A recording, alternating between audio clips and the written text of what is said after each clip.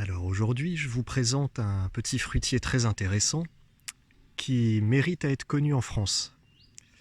Il s'agit bien sûr du louma. Alors, dans les loumas, il y en a plusieurs. Celui-là, c'est le tchéken.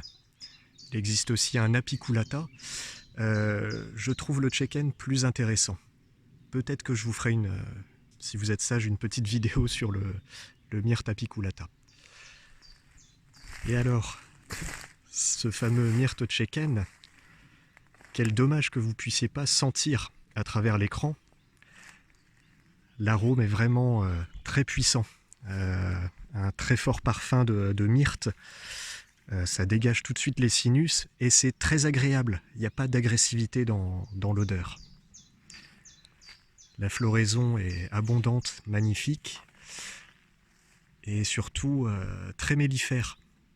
Donc voilà, il n'y a rien de comparable avec l'arbre à papillons qui attire les insectes et qui ne donne rien. Là, j'ai eu l'occasion de goûter au Chili un délicieux miel, un miel de louma, justement, c'est à tomber par terre. Le spécimen que je vous présente ici a 2 ans, 2 ou 3 ans. Et ouais, la croissance est relativement rapide. Le bois est très intéressant aussi. Il y a une très bonne densité.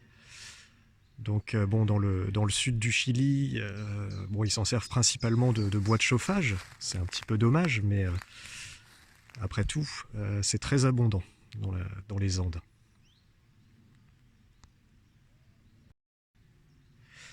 Donc là, je précise, hein, nous sommes à la mi-juin, pour que vous voyez le stade de floraison.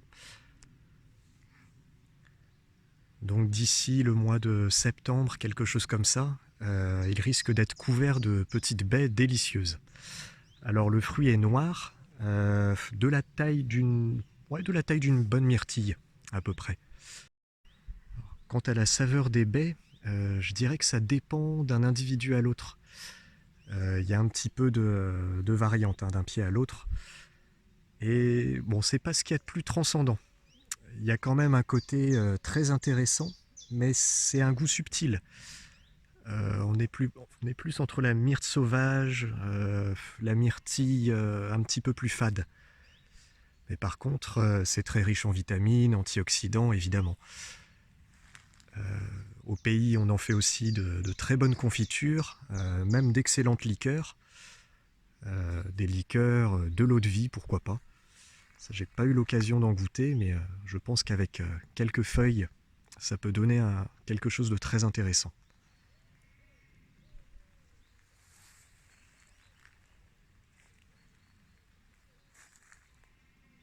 Voilà, donc pour la culture, je dirais qu'il est très adapté au climat breton, les climats océaniques en général.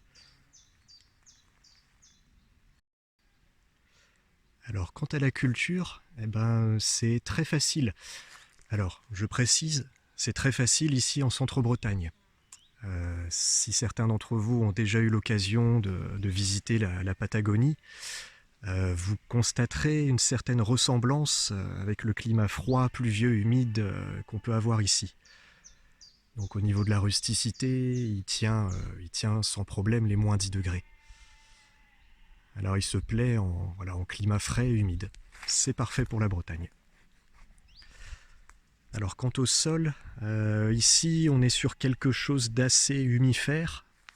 Alors l'idéal évidemment sera un sol riche, bien drainé comme pour la plupart des plantes, mais je dirais que le louma tchéken est quand même très résistant, très adaptable.